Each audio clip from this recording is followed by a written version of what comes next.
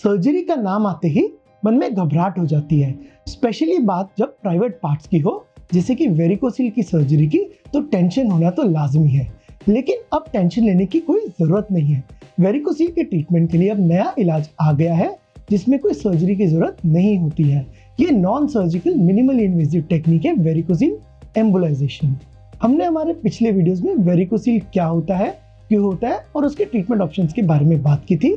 ये वीडियो में हम वेरिकोसिल एम्बोलाइजेशन के सभी पहलुओं पर चर्चा करेंगे और ये टेक्निक को क्यों चुनना चाहिए इस बारे में बात करेंगे। नमस्कार फ्रेंड्स, मैं डॉक्टर कुणाल अरोरा, एक इंटरवेंशनल रेडियोलॉजिस्ट हूँ। अगर आपने हमारा पुराना वीडियो नहीं देखा है तो आप ये लिंक पे क्लिक करके देख सकते हैं, आपको ये वीडियो समझने में सहायता होगी। तो पहले हमारे न्यू व्यूअर्स के लिए मैं ब्रीफ इंट्रोडक्शन दे देता हूँ कि वेरिकोसिल क्या होता है। वेरिकोसिल स्क्रोटम या अंडकोश की थैली में टेस्टिस के अराउंड सूजी हुई एबनॉर्मल खून की नसों को बोला जाता है। ये नसें बैग ऑफ वर्म्स जैसी दिखती हैं। ये नसें वो खराब खून की नसें होती हैं जो स्क्रोटम से खून को हार्ट की तरफ लेके जाती है। पर इनमें जब वाल्व्स खराब हो जाते हैं तो खून ऊपर की तरफ नहीं जा पाता है और नीचे ही खून जमा होना चालू हो जाता है, जिस वजह से ये नसें सूज जाती हैं और वेरिकोसिल का रूप ले लेती हैं। ये सूजन की वजह से पेशेंट को टेस्टिकुलर पेन, हेवीनेस या भारीपन लगना, इनफर्टिलिटी, टेस्टिकुलर अट्रोफी या टेस्टिस का साइज छोटा होना जैसे सिम्टम्स होते हैं। सबसे पहले जानते हैं कि कौन से वेरिकोसिल पेशेंट्स को ट्रीटमेंट की जरूरत होती है। माइल्ड केसेस या ग्रेड 1 केसेस जिनमें ये सिर्फ सोनोग्राफी पे डिटेक्ट हुए हैं या प्रेशर लगाने के बाद वेन्स दिख रही हैं और पेशेंट को कोई भी सिम्टम्स नहीं है, उन पेशेंट्स को ट्रीटमेंट की जरूरत नहीं होती है।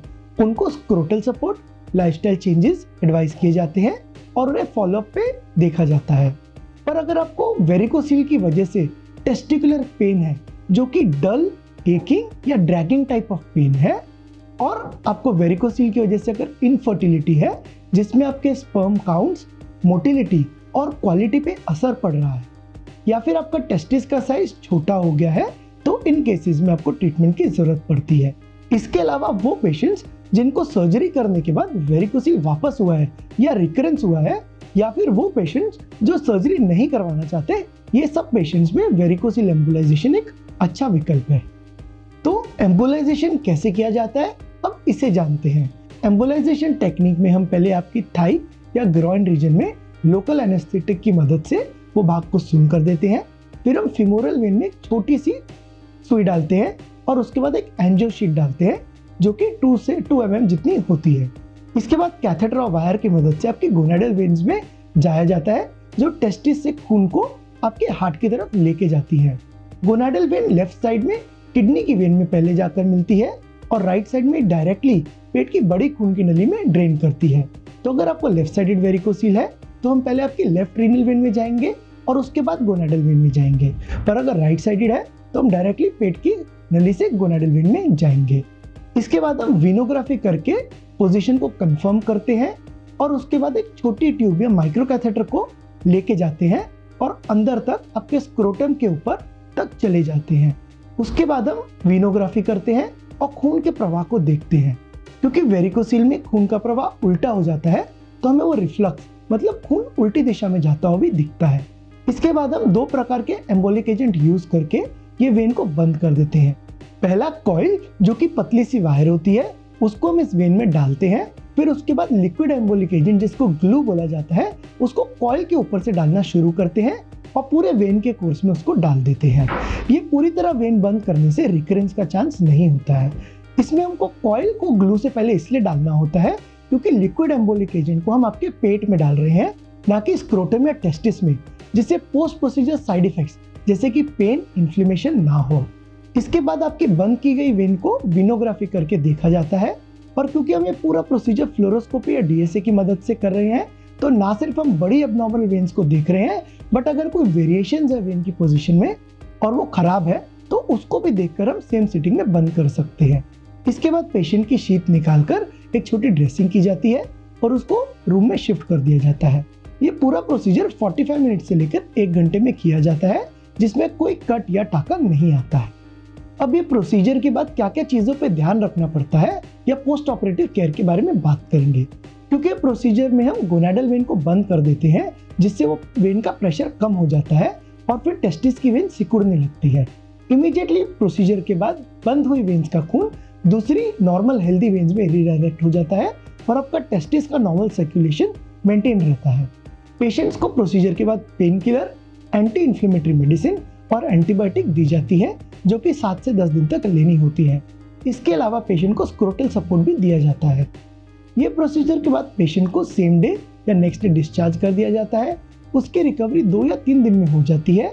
वो अपने नॉर्मल रूटीन एक्टिविटीज को 1 हफ्ते में ही वापस करना शुरू कर सकता है और वो अपनी सेक्सुअल एक्टिविटी भी 2 से 3 हफ्ते में रिज्यूम कर लेता है। अब बात करते हैं वेरिकोसिल एम्बोलाइजेशन प्रोसीजर के रिजल्ट्स के बारे में।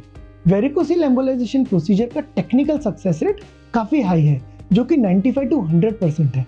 मतलब हम खराब वेन्स को बंद करने में 95 to 100% सफल रहते हैं और 90 to 92% पेशेंट्स में सिम्टोमेटिक रिलीफ, स्क्रोटल पेन में कमी और सूजन में कमी देखी जाती है। वेरिकोसिल एम्बोलाइजेशन प्रोसीजर के बाद अगर आपका स्पर्म काउंट कम है या क्वालिटी खराब है तो 60 to 80% में वो बेहतर हो जाती है। और अगर आपने ये प्रोसीजर इनफर्टिलिटी के लिए किया है तो सक्सेसफुल प्रेगनेंसी भी 50% केसेस में देखी जाती है।